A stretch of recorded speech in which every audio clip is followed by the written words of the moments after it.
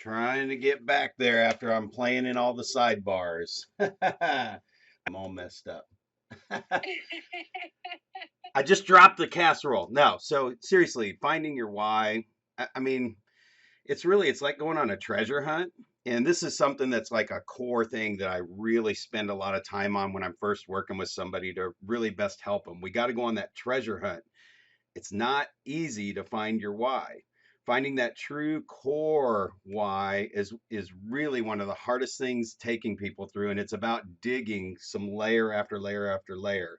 So it's not going to show up on the surface. Sometimes you think you found it, and I take people through an exercise where we keep asking questions and we dig a little deeper. So when you dig a little deeper, you're going to keep asking questions. Why? Why is that important to you? What's that do for you? You're going to start to see that core why show up.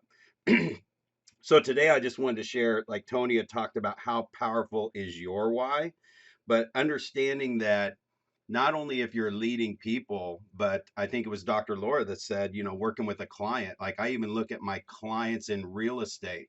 When you master finding everyone's why, whether it's a customer, whether it's a client, whether it's anything, that's where you're going to start being able to help them. So you need to know what the why is of the people that you're working with. And so I kind of flip that question around and go, how powerful is their why, right? Because if you're working with people and you know how powerful their why is, that's just going to make your why even more powerful. So I threw a couple of questions that, I mean, I think you guys have all hit on these a little bit. So I'll just run through the questions real quick and then I'll hit some more on that. But who's important to you? Who's the most important relationship in your life? But then say why. And then another great question is tell me more about that, right? When you're figuring this out for someone, what's the most important thing in your life? Why did you say that? What brings you joy? Okay, why did you say that? Why, tell me more. When you have that joy, what's that do for you, right? What's your biggest fear? Why is that your biggest fear? Right? How have you overcome that in the past? If you knew you could not fail, what would you be doing? And then don't forget why. Why did you just answer that? So as you answer these questions, don't always accept that first response. Challenge yourself to dig a little deeper and ask why you answered that way or why they answered that way. Is even more important. The more people you know their why, the farther they can take you. So as a leader, some don't really do very well at assigned tasks. Others like freaking kick it, kill it, right? Another group is just average. Some quit. Some quit and don't leave, right? So when you have a why culture around you, it's important to know what other people's whys are. And by learning that, you know what's important to them. So here's another way to ask these questions on a team member. What's their why? In what ways does their current role hit that why? Why do they stay at your company? Or why do they work with you? Why would they not work with you? Or why would they leave your company to do something else? Where would they go? What would they do? So just remember, quality people, I mean, we're human beings. Human beings are freaking nuts. If you ask any alien, they will say, "Oh yeah, we're just leaving them alone. We don't have to worry about the human race, right?" We're valuable, yet we're fickle, and we're increasingly scarce. And understanding our why, like really in this market, finding people that will show up to work and actually show up every day. It's just understanding what their why is. Why do they show up to work and what's going to get them to come back tomorrow? So, your relationship with your team's got to be interactive. You got to ask questions. I'm super interactive with my clients, and I'll kind of pull this to a close. We talk about motivation on these calls all the time.